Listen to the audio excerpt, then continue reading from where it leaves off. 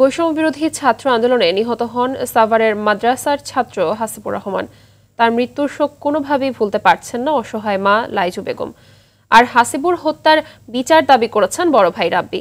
Savar staff reporter Ziaur Rahman জিয়ার তথ্যচিত্রে জানাচ্ছেন নাদিরা সুলতানা। নগদের সর্বোচ্চ বার 167 টাকা রিচার্জে পাবেন 1 লাখ টাকা পুরস্কার। আরও আছে প্রতি সপ্তাহে পুরস্কার ও ক্যাশব্যাক।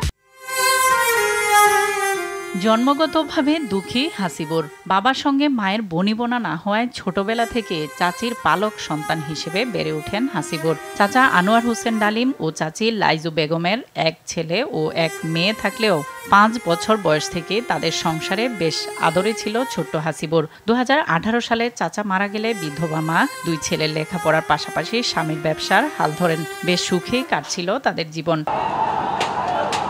মা এবং ভাইয়ের বারণ উপেক্ষা করে 5 আগস্ট ছাত্র জনতার আন্দোলনে ছুটে গিয়েছিলেন স্বাধীনচেতা হাসিবুর। সাভার বাজার বাস স্ট্যান্ড এলাকায় পুলিশের গুলিতে বিদ্ধ হন তিনি। পরে হাসপাতালে চিকিৎসাধীন অবস্থায় 7 আগস্ট মারা যায় সে। নগদের সর্বোচ্চ বার 167 টাকা রিচার্জে পাবেন 1 লাখ টাকা পুরস্কার। আরও আছে প্রতি সপ্তাহে পুরস্কার ও ক্যাশব্যাক। সন্তানের শোকে কান্নায় ভেঙে পড়েন অসহায় মা।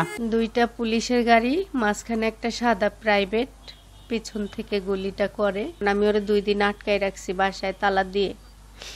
এই বাসায় ওরে আমি 2 দিন আটকায় রাখছি।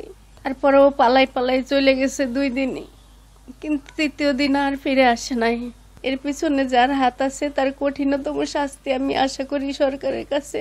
একমাত্র ভাইকে হারিয়ে কষ্টের কথা জানান বড় ভাই রাব্বিও। যারা এরকম করছে তাদের কঠিন শাস্তি হোক, তাদেরকে শাস্তি দেওয়া হোক, আর দেশে একজন ন্যায় বিচারক সরকার হোক। যারা শহীদ পরিবার রয়েছেন তাদের পরিবারের মধ্য থেকে কাউকে সরকারি কিংবা বেসরকারি চাকরির নিশ্চয়তা প্রদান করা হোক। হাসিবুর হত্যায় জড়িতদের বিচার হবে এমনটাই প্রত্যাশা সন্তানহারা মায়ের। নাদিরা সুলতানা, RTV।